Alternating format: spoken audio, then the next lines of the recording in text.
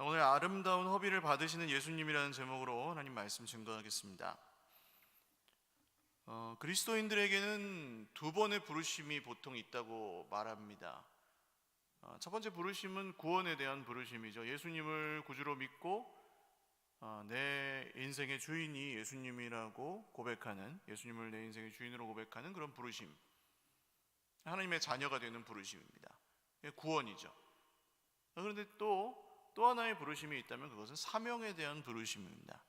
모든 성도는 하나님의 선한 일을 하기 위해서 부름을 받았다고 성경은 기록하고 있습니다. 그러니까 이제 우리의 인생의 목적은 하나님의 선한 일입니다. 모든 성도의 목적이 그렇습니다. 내 인생이 그냥 잘 되고 잘 마무리되는 게 목적이 아니고 하나님의 선한 일에 우리 성도로서 어떻게 이바지할 수 있을까? 조금이라도 그 은혜를 주님께 다 못 갚죠. 그렇지만 조금이라도 갚아드릴 수 있을까 하는 것이 이 사명의 부르심과 관련된 우리의 삶입니다. 그래서 이 구원에 대한 부르심은 대부분 교회에 나오시는 분들은 여쭤보면 내가 구원받았다는 확신이 있어요.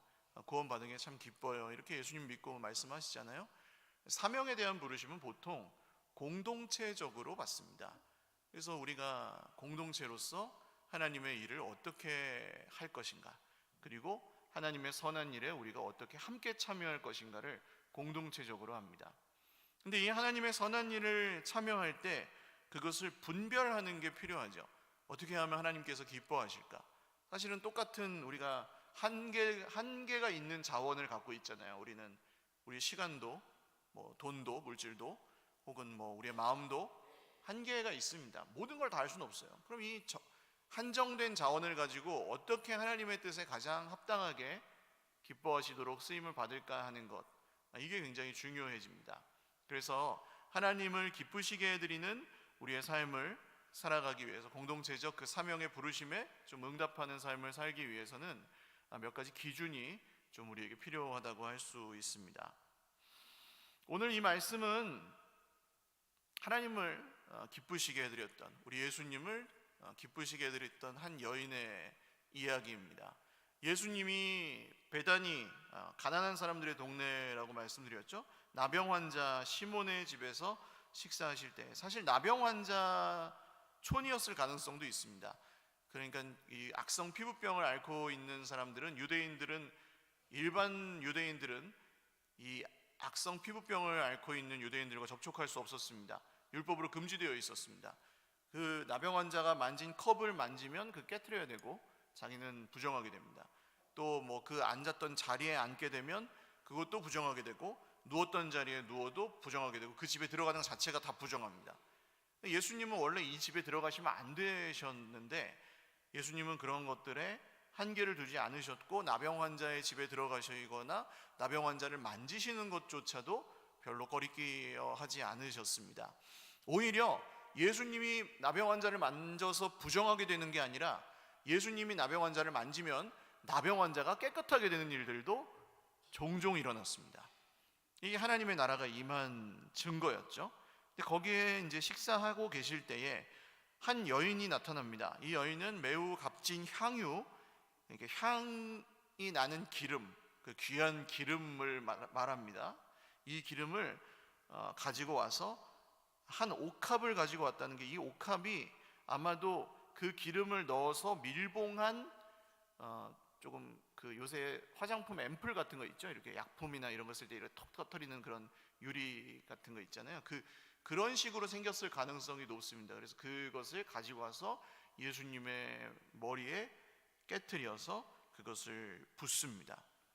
아까 우리 일부 예배를 드린 우리 이 목사님이 저한테, 목사님 저 설교 듣다가 너무 웃겼는데요, 예수님의 머리에다가 향유를 깨트렸다고 그걸 자기 혼자 되게 웃었대요. 그래서 옥합을 예수님 머리에다 콱 이렇게 한 거, 그러고 보니까 이거 어떻게 깨트렸지 하는 생각이 들긴 하더라고요. 아마도 그냥 손으로 잘 깨트려서 예수님께는 부어드렸을 가능성이 높겠죠. 그래서 예수님의 머리에 부었습니다. 이런 행위를 하는 사람들은 아마 그 당시에 좀 제법 있었던 것 같기도 합니다. 누가복음을 보시면 그 베다니 말고 갈릴리에 계실 때에도 한 죄인인 여인이 와서 예수님의 발에 향유를 붓고 자기 머리털과 눈물로 예수님의 발을 닦아드리는 그런 사건이 누가복음에도 기록이 되어 있습니다. 아마 이 사건과는 좀 별개의 사건인 것으로 보이고 이런 일들이 여러 번 있었던 것으로 봐요. 이 여인도 예수님 메시아가 예수님이고 예수님 메시아라는 그 믿음을 자기가 표현한 거죠. 메시아의 머리에 기름을 붓는 것으로 예수님이 왕이시고 선지자시고 참 제사장으로 오셔서 이스라엘을 구원하실 분이시라는 것을 자기의 믿음으로 그 기름을 머리 위에 부어드린 것입니다. 메시아라는 말의 뜻이 기름 부음을 받은 자라는 뜻이라는 건 여러분 알고 계시죠? 그리스도, 메시아 똑같은 말입니다. 기름 부음을 받은 자. 그랬더니 어떤 사람들이 화를 내요. 성경에 여기는 어떤 사람들이 나오지만 제자들입니다. 제자들이 화를 냅니다. 저 향유는 300데나리온 이상에 팔아서 가난한 자들에게 줄 수 있었는데 왜 이렇게 허비하고 헛된 데 쓰냐? 돈을 왜 그렇게 이걸 팔아가지고 돈으로 갖고 왔으면 우리가 훨씬 잘 써줄 수 있는데 왜 그걸 쓸데없이 예수님 머리에다가 붓느냐? 그거 안 부어도 예수님 메시아고 예수님 그리스도인데 이렇게 하면서 막 화를 내는 거예요. 그 핵심에는 가룟 유다가 있었습니다. 예수님을 팔아먹은 사람입니다. 이 가룟 유다는 딱 이 향유를 보자마자 그 옥합을 보자마자 이게 얼마짜리인지를 탁 알아차립니다. 돈에 굉장히 민감한 계산을 잘하는 사람이었죠. 그래서 이게 300데나리온이라고 하면 그 한 데나리온이 노동자 하루의 품삯입니다. 그래서 지금 뭐 10만 원 정도라고 치면 최저임금으로 계산해서 10만 원이라고 치면 3천에서 4천만 원쯤 되는 노동자의 1년치 봉급에 해당하는 그런 비싼 향유였습니다. 이걸 깨트려서 예수님의 머리에 부어온 것은 가룟 유다의 눈에 보기에는 허비하는 것이었습니다. 그것을 가난한 자들에게 팔아서 가난한 자들에게 주었다면 얼마나 많은 사람들이 먹었겠느냐 하면서 이 여인을 막 공격합니다. 그때 이제 가룟 유다가 그렇게 얘기하기 시작하니까 다른 제자들도 같이 이 여인을 막 책망했겠죠. 원래 나쁜 말은 전염이 빠릅니다. 근데 예수님이 가만두라 제지하십니다. 제자들을 가만두어라. 저 여인을 가만두어라. 그녀가 내게 좋은 일을 하였다. 아름다운 일을 하였다. 이렇게 말씀하십니다. 예수님이 보시기엔 이것이 허비가 아니라 꼭 필요한 일이었다는 거죠. 하나님의 우선순위는 사람의 우선순위와 다릅니다. 다를 수 있습니다. 우리가 눈으로 보는 것이 전부가 아니고 예수님은 또 다른 의미를 그 속에서 가지고 예수님의 일을 하시기 때문입니다. 그래서 가난한 자들은 항상 너희와 함께 있으니 아무 때라도 원하는 대로 너희가 도울 수 있다. 그렇지만 나는 너희와 항상 함께 있지 않을 것이다. 이 여인은 자기도 모르게 했는지 모르지만 내 장례식을 준비한 것이다.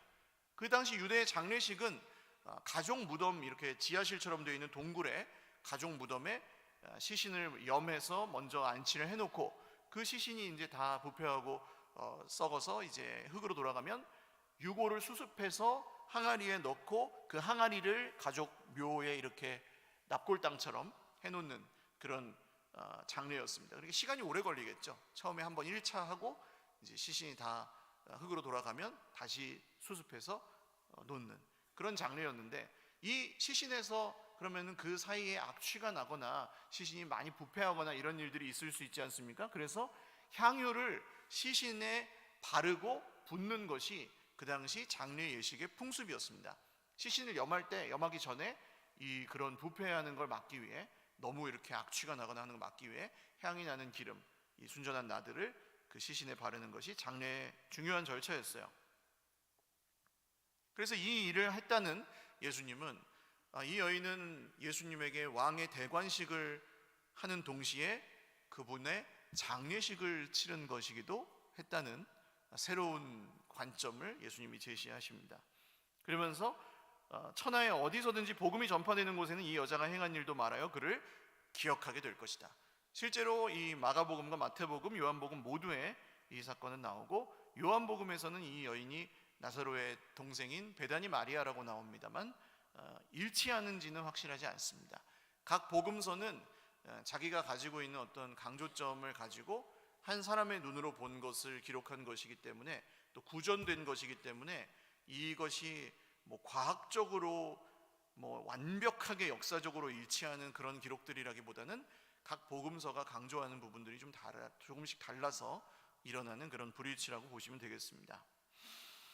그렇다면 이 이야기를 통해서 우리가 하나님의 일을 할 때 꼭 가져야 될 기준들, 우리가 하나님의 일을 할 때 주의해야 할 것들, 이것을 우리가 좀 생각을 해보려고 하는데요. 첫 번째 원리는 하나님의 우선순위를 따라야 한다는 것입니다.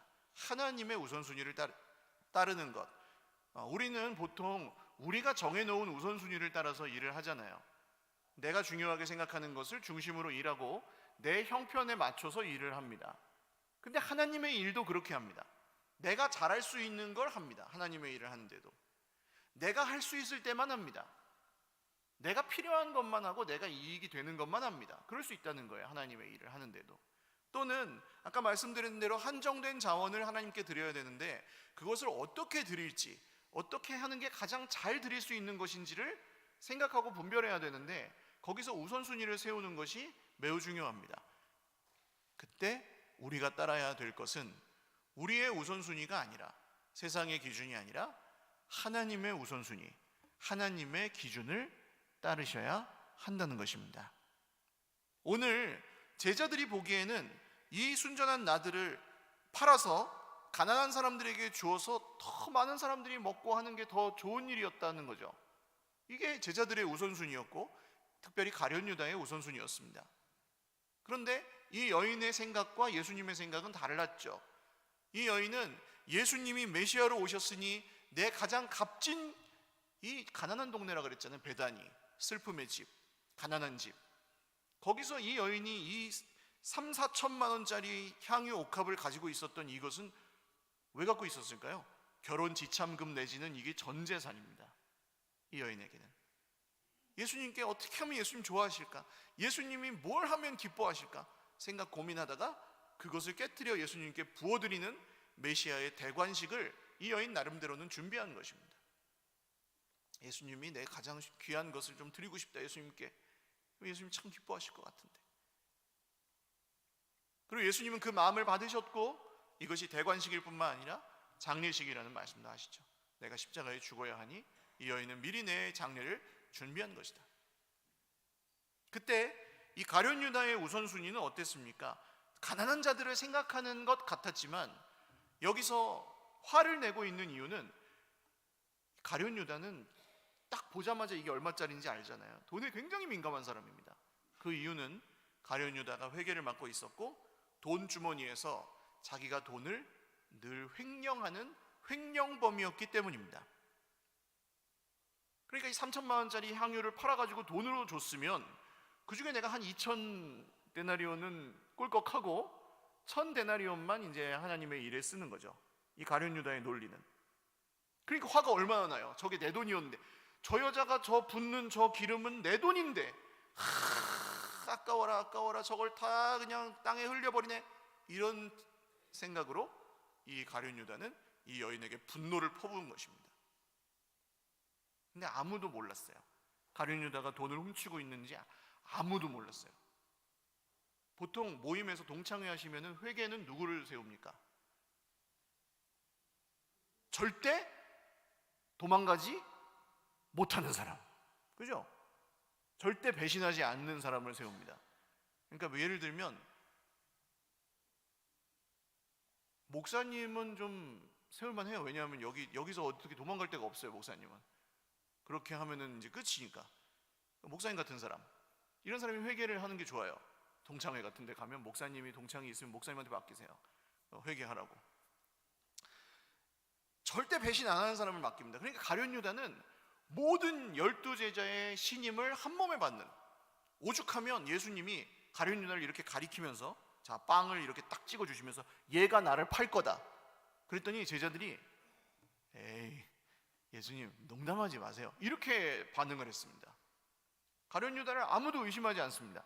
에이, 저 세리 마태나 이런 애가 판다 그러면 믿겠는데 가룟 유다가 그럴 리가 없어요. 이런 사람이 바로 가룟 유다였습니다. 이 가룟 유다는 돈꾀에서 자기가 돈을 훔쳐서, 예수님은 늘 가난하게 다니시는 거예요. 저 여자가 저 붓는 저 향유는 내 돈인데 벌써. 가룟 유다의 계산과 하나님의 우선순위는 전혀 달랐습니다. 여러분, 우리가 하나님의 일에 참여할 때 사실은 우리가 계산하지 않을 수가 없어요. 인간이기 때문에. 내가 어느 정도 할 수 있을까? 내가 어떻게 해야 될까? 내가 어떻게 하는 것이 하나님 기뻐하실까? 혹은 나는 지금 형편이 안 돼서 안 돼. 혹은 뭐 돈이 없어서 안 돼. 혹은 내가 시간이 없어서 안 돼. 그런 마음이 들 수밖에 없습니다. 그렇지만 하나님의 일은, 여러분, 하나님의 일은 돈을 투입하고 사람이 먼저 가서 그 일을 해내는 게 아니고 하나님의 뜻이 먼저 가시고, 다시요, 하나님의 뜻이, 하나님의 말씀이 먼저 가시고, 할렐루야, 그 다음에 사람이 따라가는 겁니다. 그걸, 이거 순종이라 그러잖아요. 순종. 하나님 말씀이 먼저 가고 사람이 그걸 따라가요. 그 다음에 돈이 필요하면 돈을, 시간이 필요하면 시간을 거기다가 드리는 겁니다. 이게 하나님의 일이 이루어지는 순서예요. 세상에서는 먼저 인원을 몇 명 배정할 것인지, 돈을 얼마나 모을 것인지 이런 걸 한 다음에 일을 하지만 하나님의 일은 다릅니다. 하나님의 뜻이, 하나님의 일이 그쪽으로 계속 가는 것을 보고 이렇게 보고 있다가 사람이 먼저 따라가서 진짜 그런지 확인을 하고 그 다음에 돈이나 시간이 필요하면 거기다가 그만큼 필요한 것을 만드는 거예요. 왜냐하면 하나님의 일이니까. 안 그러면 돈이 없어서 아무것도 못해요. 하나님의 일. 사람이 없어서 하나님의 일 못해요. 이렇게 되잖아요. 봉사할 사람이 없어서 못한다, 돈이 없어서 못한다. 이게 교회에 많이 하는 얘기인데 사실은 하나님의 일은 그런 게 아닙니다. 하나님이 꼭 하셔야 되는 일이면 거기다가 사람이 따라가서 하는 게 맞고, 하나님이 꼭 하셔야 되는 일이면 거기에 돈을 들여서 하는 게 맞습니다. 이것이 하나님의 우선순위고, 또 우리가 어떤 하나님의 일에 참여해야 될 때 기억해야 될 하나님이 일하시는 순서라고 할 수 있습니다. 다시요, 하나님의 일이 먼저 가고 그 다음 사람이 거기를 따라가고, 돈이 필요하면 돈을 모으고 사람이 필요하면 사람을 모으고, 이런 식으로 하나님의 일을 해야 된다는 것입니다. 예를 들어 뭐 지금 우리 청소년부나 어린이부가 그렇게 많지는 않아요. 근데 그 어린이부나 청소년부를 부흥시키고 싶다, 그래가지고 거기에 막 100명의 선생님이 가고 1억 원의 예산을 주면 1년 동안 2배로 부흥을 할까요? 어떻게 생각하십니까? 그게 중요한 일이니까 100명의 선생님을 주고 1억 원의 돈을 주면 그럼 부흥을 하겠습니까? 아니죠. 여기 초등학교에 아이들이 없는데 어떻게 2배를 부흥합니까? 그거는 전혀 말도 안 되는 얘기라는 거예요. 돈을 많이 주고 사람을 많이 붙인다고 해서 그 일이 이루어지는 게 아니고 하나님이 하시는 일을 보고 거기에 우리가 따라가는 것이 옳습니다. 그게 하나님의 우선순위를 분별하는 법입니다. 또한 두 번째 기준은 그럴 때 마음의 함정을 주의하셔야 합니다. 마음의 함정이 있습니다. 오늘 가룟 유다의 마음의 함정이 있었던 거죠. 저걸 허비하다니, 저 돈 내 돈인데 하는 이런 함정이 가룟 유다의 마음에 있었습니다. 가룟 유다가 분노하고 있는 이유는 무엇입니까? 저걸 내가 어떻게든 횡령을 해야 되는데 저 여자가 횡령을 못하게 그냥 땅바닥에 쏟아부어 버렸네. 아유, 아까워라. 이게 가룟 유다의 분노의 이유였습니다. 겉으로는 가난한 사람들을 생각하는 척하고 말했지만 사실은 가룟 유다는 자기의 욕심을 차리기 위해서 이 여인을 향해 분노를 쏟아내고 있었던 것이죠. 사람이 하나님의 일을 할 때 이런 마음의 함정이나 시험들을 많이 만납니다. 예를 들어서 어떤 일이, 하나님의 일이 이루어지고 있는데 이 일을 저 사람은 들었다는데 나는 못 들었어. 그럼 그 일이 아무리 선한 일이어도 벌써 섭섭한 마음이 탁 들어오는 거예요. 왜 나한테 먼저 얘기 안 하고 저 사람한테만 얘기해? 그럼 이분은 선한 일에 동참하기가 어렵고 선한 일을 어떻게든 좀 이제 안 좋은 쪽으로 보기 시작합니다. 이게 수많은 교회들에서 하나님의 일을 할 때 일어나는 시험, 말하자면 시험입니다. 마귀 중에 제일 무서운 마귀, 섭섭 마귀. 그래가지고 제가 이번 다음 주에 저 지금 초롱꽃 마을에서 일어나고 있는 우리의 미션, 선교 사역을 위해서 우리 교회의 역량을 좀 드리고 공동체 역량을 드리는 일에 한 분, 두 분씩 이제 만나기 시작했어요. 이 일이 너무 빠르게 진행이 돼서 한 분, 두 분씩 만나기 시작했는데 그 속도가 감당이 안 돼요. 그래서 어떤 분들은 들으셨고 어떤 분들은 그냥 목사님 뭐 예배 시간에 뭘 얘기하는데 도대체 저게 뭐야? 그럼 건너 들으시면 그게 섭섭하시거나 혹은 내가 이 일에서 소외되는 게 아닌가 이런 마음을 가지실 수 있어요. 근데 두 분 세 분씩 만나도 이게 다음 주 다다음 주까지 만나도 다 못 만나요. 그래서 오늘 예배 후에 저 점심 식사를 하시고 한번 같이 가보실 분들은 모시고 가셔서 한번 이렇게 보시면 아, 목사님이 이런 얘기를 하고 있는 거구나. 아, 이렇게 장소를 이렇게 빌려서 여기서 예배를 우리가 드리면서 이 동네에 좀 고립되고 죽어가는 사람들을 살리려는 그런 선교 사역을 하신다는 말씀이구나. 이렇게 이해하실 수 있을 것 같아서 이번 주와 다음 주에는 다 같이 가잖아요. 그 이유가 그래서 그렇습니다. 소외되시는 분이 없도록, 이 하나님의 선한 일에서 그 마음의 함정이나 시험을 만나는 분이 없도록 그렇게 하려고 하는 것입니다. 많은 선한 일들이 이 마음의 시험 때문에 어그러집니다. 아우, 저 방법은 내 스타일이 아닌데, 저 일은 이렇게 하면 안 되는 것 같은데 이렇게 하네. 이런 마음이 딱 사람의 마음에 들어오는 순간 이 가룟 유다의 마음처럼 오늘 화가 나고 분노가 치밀어 오를 수도 있습니다. 그럼 그 일이 이제 무너지는 거죠. 그 일이 선한지 아닌지는 상관이 없습니다. 그때부터는 내 마음에 안 드는 게 제일 중요합니다. 이게 하나님의 일이 어그러지는 아주 전형적인 방법입니다. 그러니까 모든 일을 다 하나님의 일이니까 무조건 다 하세요가 아니고 그냥 하나님의 일이 이런 식으로 진행되고 있는데 우리 참여할 사람은 참여합시다라는 말도 못하는 거예요, 교회에서. 이렇게 받아들이실까 봐. 근데 하나님께서 왜 이런 식으로 일을 하시는가? 지금 진행되고 있는 일도 사실은 제 스타일이 전혀 아닙니다. 저의 스타일과 맞지 않습니다. 저는 돌다리를 두들겨보고 끊임없이 두들깁니다. 이게 무너지나 안 무너지나 테스트를 100번, 1000번, 10,000번을 합니다. 그리고 나서 불안하니까 안 건너갑니다. 그런 성격이에요. 100명을 데리고 가다가 한 명을 놓고 왔어요. 그러면 99명이 더 중요하잖아요. 근데 저는 아닙니다. 99명을 데리고 뒤로 돌아야 해서 한 명이 있는 데까지 들어가서 데리고 와야지 직성이 풀리는, 이게 목사님들의 직업병입니다. 한 사람도 좀 안 놓쳤으면 좋겠다 이런 게 모든 목사님들에게 다 있고, 그러니까 모든 분들의 동의를 구하고 모든 분들의 일치가 된 다음에 뭘 하려고 그러면 일을 잘 못하죠. 그러니까 교회에서 어떤 일을 하는 것이나 의사결정 과정이 빠르지 않을 수밖에 없어요. 교회에서는 그렇게 하니까. 그게 제 스타일입니다. 제가 그렇게 하는 게 편해요. 그러니까 다른 일을 막 벌리거나 그러지 않고 그냥 뭐 서울교회나 열심히 잘 하면 되잖아요. 선교는 뭐 그냥 우리 준비도 안 되는데 이렇게 그냥 넘어가도 되는 일이에요. 근데 하나님이 저를 저 동네 가서 이제 살게 하시고, 일산에 집이 너무 비싸가지고 운정에 가서 살다가 운정 1, 2지구의 집도 너무 비싸가지고 운정 3지구를 이제 밀려난 건데, 그 동네 가서 살아보니까 아니, 죽어가는 엄마들, 죽어가는 애들, 고립된 사람들이 너무 많이 보이고, 이분들을 위해서 지금 한국교회 꺾인 세대라고 제가 말씀드렸잖아요. 30, 40대 이분들을 위한 지금 대책과 선교가 필요한데 미래를 내다보고 지금 준비하는 그런 사람들은 별로 없는 것 같은 거예요. 근데 우리 교회는 지금 딱 보니까 준비가 됐잖아요. 이분들을 환대해 줄 준비가. 그래서 가서 그냥 예배를 드리는 것만으로도 환대를 할 수 있겠구나 하는 생각이 들어서 거기 환대하는 사람들의 공동체를 세우려고 하는 것입니다. 뭐 교회를 키우고 이런 욕심이 아닙니다. 전혀. 우리에게 주신 사명이라고 믿고 우리가 할 수 있는 일이라고 믿기 때문에 가려고 하는 거예요. 이건 제 스타일이 아닙니다. 저의 간장 종지 같은 저의 틀 속에는 이런 일은 없습니다.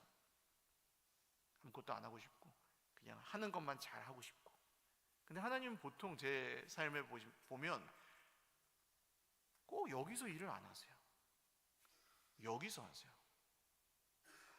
어쩔 때는 막 당황스럽고 화도 나요. 하나님, 왜 내가 제일 싫어하는 방법으로 일하십니까?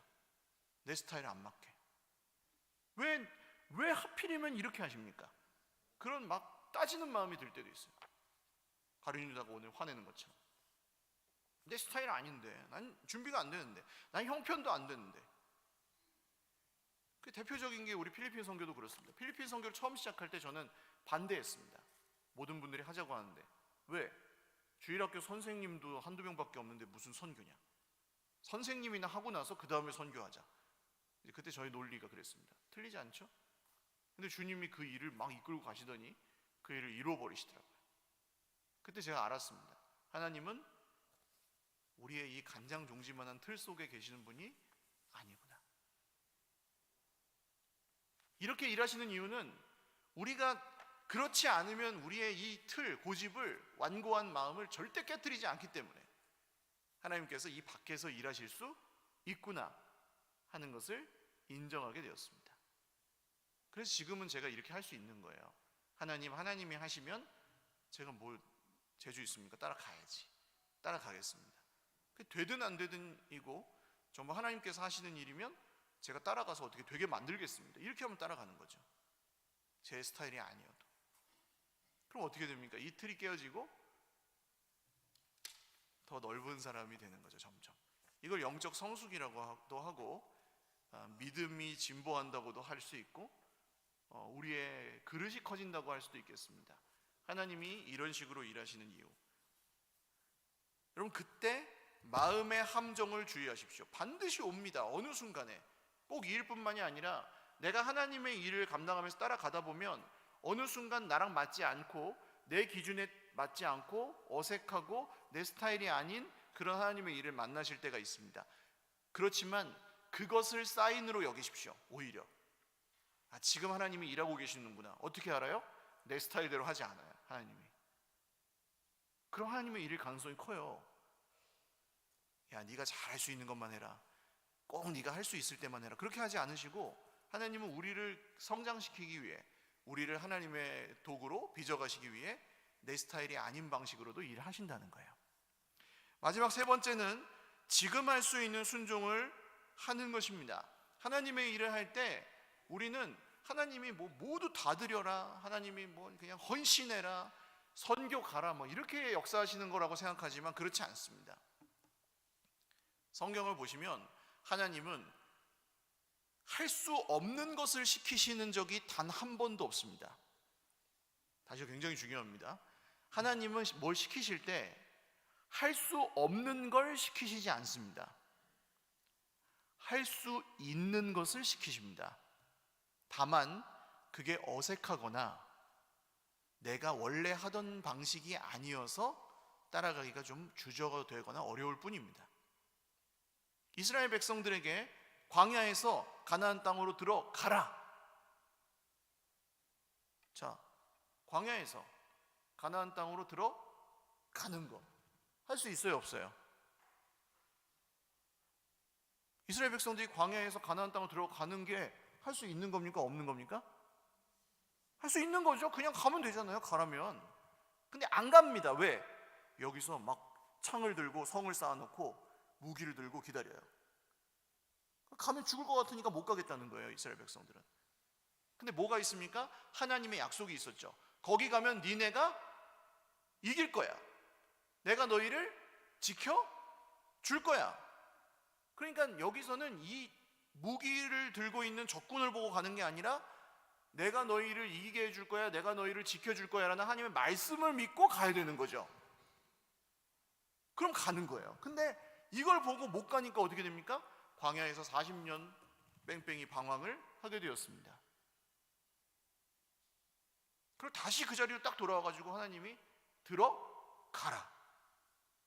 그때 들어가잖아요. 40년 후에. 할 수 있는 걸 시키시고 그것을 할 때까지 이게 방황이에요. 그 다음에는 우리 인생을 봐도 그런 것 같아요. 할 수 있는 걸 시키시는데 안 하고 계속 방황합니다. 다른 길을 모색합니다. 다른 길이 어디 있어요? 하나님께서 그 길을 우리에게 주셨는데 그걸로 가야지. 오늘 데려가시려면 데려가실 수 있는 분이 하나님이신데. 그래서 우리에게 뭔가 시키실 때는 할 수 있는 걸 시키시는데요, 오늘 이 여인에게도 말씀하십니다. 가만두라, 너희가 어찌 그를 괴롭게 하느냐, 그가 내게 좋은 일을 하였느니라. 이 여인은 8절, 그는 힘을 다하여 내 몸에 향유를 부어 내 장례를 미리 준비하였느니라. 여기 힘을 다하여라는 말을 세번역 성경은 그는 할 수 있는 일을 했다 이렇게 번역합니다. 할 수 있는 일을 했다.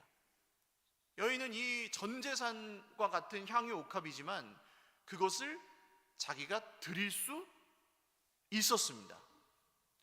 물론 어려운 일이죠. 이 여인에게 굉장히 어려운 일이었겠지만 주님이 어떻게 하면 기뻐하실까? 이거 하나만 생각했을 때 이 여인은 팔아가지고 가난한 사람들에게 줄 돈을 만들어 가야지, 이런 머리도 안 굴러가는 사람이에요. 그냥 앞뒤 안 가리고 주님이 기뻐하시는 일이라면 해봐야 되겠다 하고 그냥 자기가 가진 것 중에 제일 귀한 걸 갖고 와서 예수님께 자기가 할 수 있는 최선의 것을 한 거예요. 그리고 예수님은 그것을 기뻐 받으셨습니다. 허비라고 하지 않으시죠. 이 여인은 드릴 수 있는 것을 드렸다. 그러니까 여러분, 하나님의 일을 하실 때 내가 그런 걸 어떻게 해, 이렇게 받아들이지 마십시오. 안 하시면 됩니다. 그런 건 안 해도 돼요. 자발적으로 하셔야 됩니다. 누가 억지로 강요하는 것 같으면 하지 마십시오. 가스라이팅 당하지 마십시오. 제가 교회에서 장로님이 되시고 권사님이 되시고 안수 집사님이 되시고 할 때 돈 내지 말라고 하는 이유가 뭔지 아세요? 가만히 놔두면 내가 주님, 내 재산에 정말 너무 기뻐가지고 내가 한 1,000만 원, 1억씩도 드릴 수 있는 사람도, 자, 장로님 1,000만 원, 권사님 500만 원, 안수 집사님 500만 원 이렇게 내세요. 그러면 안 드리고 싶어져요. 그렇지 않습니까? 우리의 마음이? 왜 또 돈이야? 이렇게 딱 벌써 그런 생각이 탁 들고. 돈 내라는 얘기 아니잖아요. 우리 그거 할 때 내가 교회를 위해서 섬기는 거지. 내가 기꺼이 주님의 몸을 위해서 내가 섬기겠습니다 하고 이제 내가 다가서는 거고, 오히려 공동체가 나한테 뭔가 고마워하는 게 맞죠. 그래서 돈 내지 마시라고 하는 거예요. 돈을 내는 게 나쁜 게 아니고 마음을 다해서 더 자발적으로 기쁘게 하실 수 있는 기회를 제가 뺏는 게 돼요. 돈을 정해드리면. 그래서 그렇게 하지 말자는 거예요. 가난한 사람들을 돕지 말라는 얘기가 아닙니다. 예수님도 가난한 사람들 돕지 말라는 게 아니라 지금 이게 더 중요하다는 거죠. 예수님 장례가. 거기서 이 지금 할 수 있는 일을 한다는 기준, 자발적으로 한다는 기준이 없어지면 또 마음의 함정이 찾아옵니다.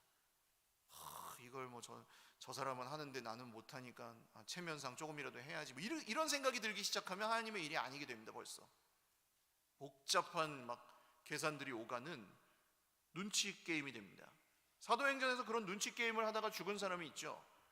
아나니아와 삽비라라는 사람입니다. 바나바라는 사람이 땅을 팔아가지고 가져오니까 나도 좀 팔긴 해야 될 것 같은데 다 들긴 아깝고 그래가지고 팔아가지고 일부는 감춥니다. 여기다 넣고 이것만 갖고 옵니다. 이게 전부냐? 예, 전부입니다. 왜? 다 드렸다는 소리는 듣고 싶은 거예요. 바나바처럼. 거기서 죽어요. 성경에 가장 좀 참혹하고 불쌍한 사건이라고 하면 저는 이걸 또 꼽고 싶어요. 아나니아와 삽비라. 안 드리진 않았잖아요. 드리긴 드렸잖아요. 근데 왜 죽습니까? 거기서 자발적인 게 아니고 기쁨으로 한 게 아니고 눈치 게임 하다가 억지로 한 거라서 그래요. 그러니까 거짓말하고 사람들한테 높임은 받고 싶고 계산은 돌아가니까 이게 하나님의 일이 아니게 돼버린 것이죠. 처음 교회에서 그런 식으로 일이 되면 안 되니까 하나님은 경종을 울리셨던 것 같아요. 정말 이해할 수 없는 방법이긴 하지만, 그렇다고 죽이시냐 이런 생각이 들 수 있지만, 오늘 이 말씀은 여러분 우리가 읽은 말씀 앞뒤에 예수님을 죽이려고 하는 대제사장들의 흉계가 나오고 마지막에는 가룟 유다가 그들에게 예수님을 팔려는 계획을 짜는 그림이 나옵니다. 이 샌드위치 구조라고 해요. 빵 사이에 이제 이 사건이 껴 있어요. 예수님을 죽이려는 대제사장과 그들에게 예수님을 팔려는 가룟 유다. 이 향유를 팔아가지고 돈 못 버니까 예수님이라도 팔아야 되겠다 하고 팔아먹는 가룟 유다. 그 사이에 이 여인의 거룩한 허비가 있었습니다. 하나님을 멸시하고 자기의 계산을 따라 흉계를 짜는 사람들이 여전히 있지만, 하나님의 일을 위해 자기가 할 수 있는 것을 드리는 사람도 여전히 있습니다. 주님은 그 한 사람, 이 이름 없는 여인을 통해서 역사하십니다. 지난주 나눈 비전 제가 다 지금 뭐 이렇게 브리핑을 할 수는 없잖아요. 예배 시간이니까. 언제 때가 되면 하겠지만, 지난주에 나누고 있는 이제 초롱꽃 마을로 우리가 선교를 가는 비전에 대해서 많은 분들이 공감을 해주셨습니다.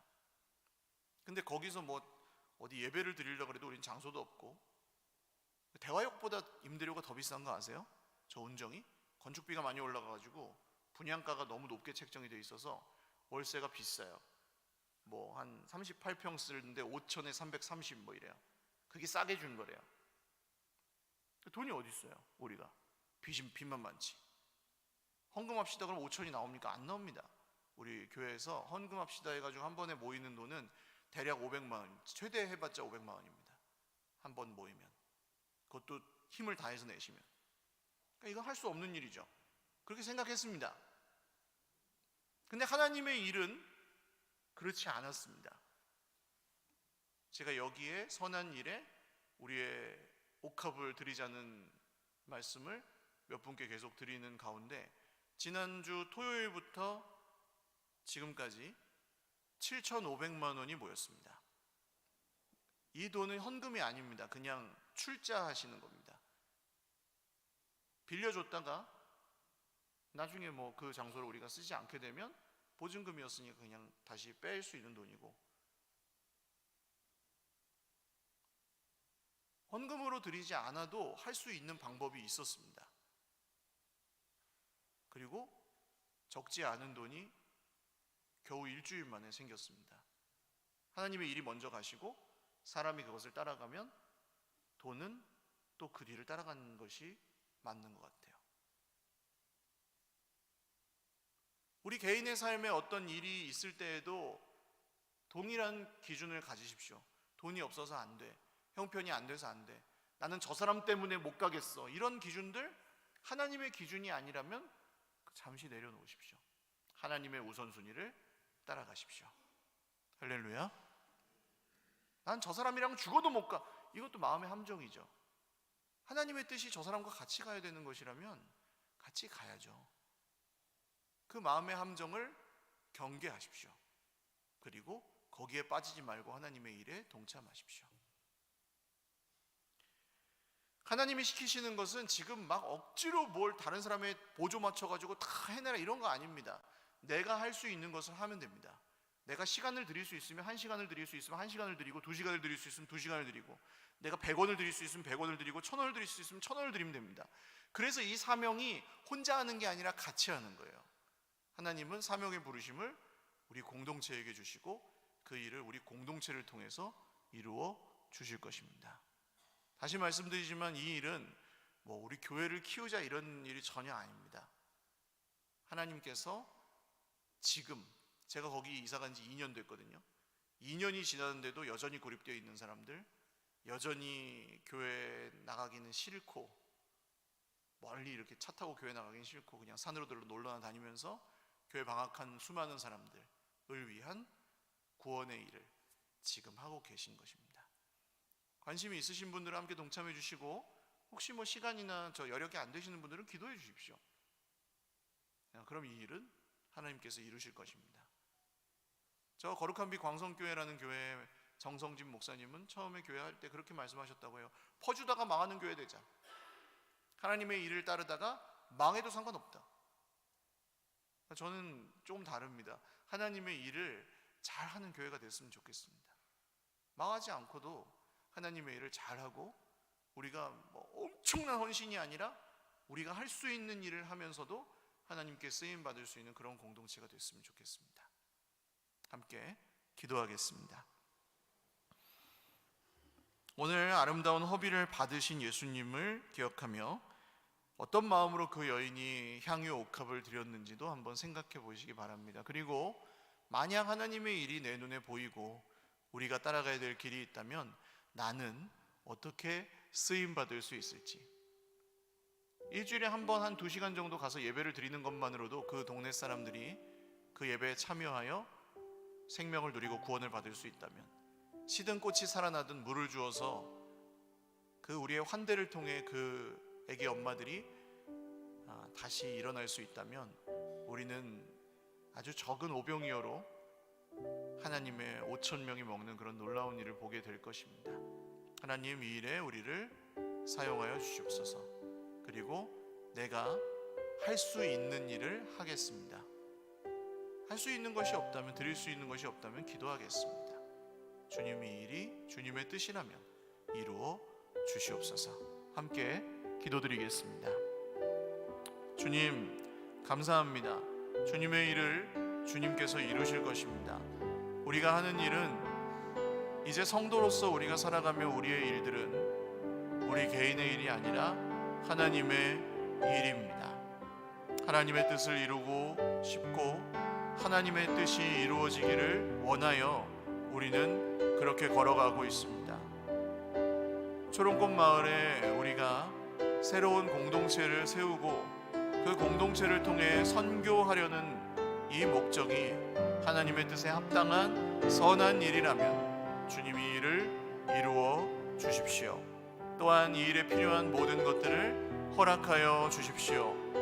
마음이 뜨거워 그 일에 함께하는 사람들이 공동체 안에서 일어나게 하여 주시고 필요한 물질도 더하여 주십시오. 우리 각자의 삶에서는 볼 수 없었던, 해결할 수 없었던 것들이 이 일을 통해 해결되게 하시고 우리 서일 공동체도 더 놀랍고 아름다운 그런 사역의 제2막으로 나아갈 수 있게 하여 주십시오. 한 번 더 기도하겠습니다. 이 일에 마음의 함정 같은 것이 우리에게 들어올 수 있습니다. 그런데 그럴 때는 그것을 직면하셔야 됩니다. 피하지 마십시오. 만약에 어떤 이 일에 문제가 있어서 정말 그것을 바로잡아야 되는 것이라면 목사님을 찾아가서 이 일의 문제점을 밝히고 그것을 개선하시고 보완하면 됩니다. 근데 그렇게 하지 않고 어떤 일을 할 때 정확히 내가 모르는 일을 마치 다 아는 것처럼 다른 사람들과 가룟 유다처럼 이렇게 나누면 그 일은 반드시 어그러지게 되어 있고 방해를 받게 되어 있습니다. 왜냐하면 부정적인 말과 부정적인 생각은 빠르게 퍼지기 때문입니다. 누가 기뻐할지를 생각해 보십시오. 그럴 때에 마음의 함정에 빠지지 않고 그저 이 교회 전체가 어떤 방향으로 나아가고 있는지에 관심을 갖고 또 그 일이 뭔가 잘못된 것이나 바로잡아야 될 것이 있다면 그 일에 직면하셔서 뛰어드셔서 일하셔야 됩니다. 그렇지 않고 뒤에서 그냥 삼삼오오 말을 하는 것은 하나님께서 기뻐하지 않으시는 일입니다. 제가 이 일에 어떻게 참여하시는지를 지금 알려드리는 것입니다. 만약에 그런 마음의 함정이 찾아오면 가만히 계시지 마시고 관심을 갖고 와서 물으십시오. 그리고 이 일이 정말 하나님의 일인지를 와서 지켜보십시오. 그리고 마음의 함정에 빠지지 마시고 예배를 잃어버리지 마시고 말씀이 안 들리게 되지 마시고 하나님의 뜻 가운데 참여하십시오. 다시 한번 기도하실 때 주님, 십자가에 죽으시고 부활하신 우리 주 예수님이 이 모든 일의 주인이 되십니다. 우리는 주님께서 주신 그 구원을 감격하여 우리가 전도하고 또 공동체를 세우고 생명을 살리는 일에 헌신합니다. 주님, 우리의 주인이 되어주시고 우리를 인도하여 주십시오. 한 번 더 기도드리겠습니다. 하나님 아버지, 우리의 주인이 되어주시고 우리와 동행하여 주십시오. 하나님의 일을 이루실 때에 인간에게는 부족함이 있습니다. 하나님, 정말 빠르게 주님이 우리를 이끌어 가실 때 우리는 그것을 다 준비하면서 다 모든 것을 완벽하게 따라갈 수는 없을 것입니다. 그러나 이 일에 단 한 사람도 마음의 시험이 되거나 마음의 함정에 빠지지 않도록 주님, 사랑하는 형제자매들의 마음을 지켜주십시오. 우리 서일교회가 든든히 세워져서 정말 예루살렘 교회가 핍박 가운데 안디옥 교회를 세웠던 것처럼 그런 일들이 일어나고 오히려 안디옥 교회가 부흥하여 예루살렘 교회를 도왔던 것과 같은 놀라운 일이 일어날 수 있도록 주여 우리의 이 모든 일들을 인도하여 주십시오. 마지막 한 번 더 기도하겠습니다. 이 일은 지금 작게 시작하고 있지만 하나의 교회가 세워지는 일이 될 것 같습니다. 그렇다면 주님이 정말 세우고자 하시는 그 새로운 교회는 어떤 교회일지 우리가 다 알지 못하지만 이제 12년 동안 우리가 이 자리에서 공동체를 준비하고 또 서로 환대하는 사람들의 공동체를 만들었던 것은 우리만을 위한 일이 아니었던 것 같습니다.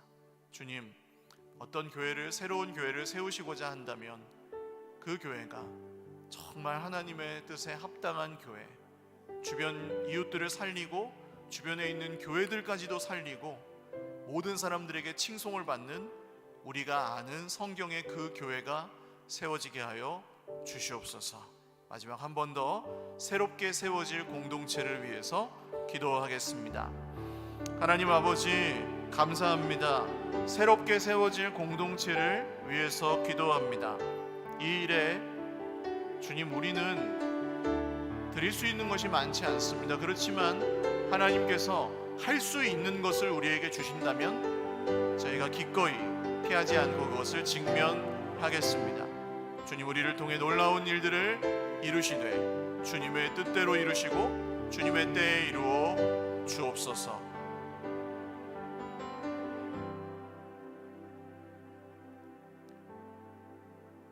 살아계신 주님, 우리가 살아가면서 하나님의 일을 따라가야 될 때가 많이 있습니다. 공동체적으로, 개인적으로 우리는 하나님의 일을 따라가야 합니다. 하나님의 우선순위를 따르고 또 우리가 마음의 함정을 잘 경계하며 또 우리에게 할 수 있는 것을 주셨다면 그 할 수 있는 것을 하는 순종으로 주님의 일을 정말 돕고 또한 함께 이루어가는 공동체가 되게 하여 주시옵소서. 이 일에 하나님, 주님의 뜻이 있다면 우리가 그 뜻을 더 잘 분별할 수 있게 하여 주시고 작은 마음을 모아 함께 동참하시는 모든 형제자매들이 드리는 시간과 물질을 아름답게 사용하여 주십시오. 수많은 영혼들이 주님께 돌아오고 살아나는 것을 보며 우리가 다 함께 기뻐하고, 예루살렘 교회로부터 안디옥 교회가 파생되었지만 그 안디옥 교회가 오히려 흉년에 예루살렘 교회를 도왔던 이런 놀라운 아름다운 협력도 우리 교회들 가운데 일어나게 하여 주시옵소서. 이 일을 이루실 주님을 찬양합니다. 감사하옵고 예수님의 이름으로 기도 올리옵나이다. 아멘. 우리 주님께 영광의 박수 올려드리겠습니다.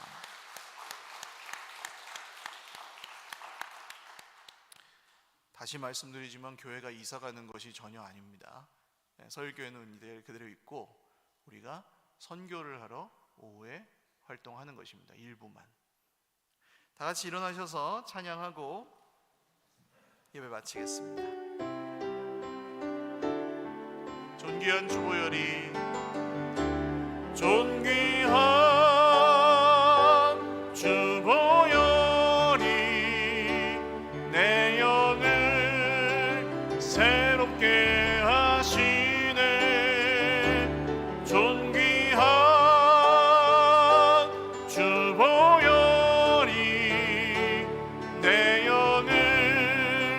새롭게 하네. 이제는 교회 머리요 우리의 구주이신 예수 그리스도의 무한하신 은혜와 하나님 아버지의 신실하신 사랑과 지금도 우리 안에 함께 계셔서 주님의 일을 이끌어 가시는 성령님의 교통하심이 오늘 말씀을 듣고 하나님의 일에 참여하되 하나님의 우선순위를 따르며 마음의 함정을 잘 경계하고 피하며 또한 내가 할 수 있는 일을 하며 순종하며 따라가기를 결단하는 주의 백성들 머리머리 위에와 가정과 자녀손들 머리 위에와 주님의 몸된 공동체 우리 서일교회 위에와 만약 우리 하나님께서 원하신다면 새롭게 세워가실 저 초롱꽃 마을의 새로운 교회 위에 영원토록 함께 있을지어다. 아멘.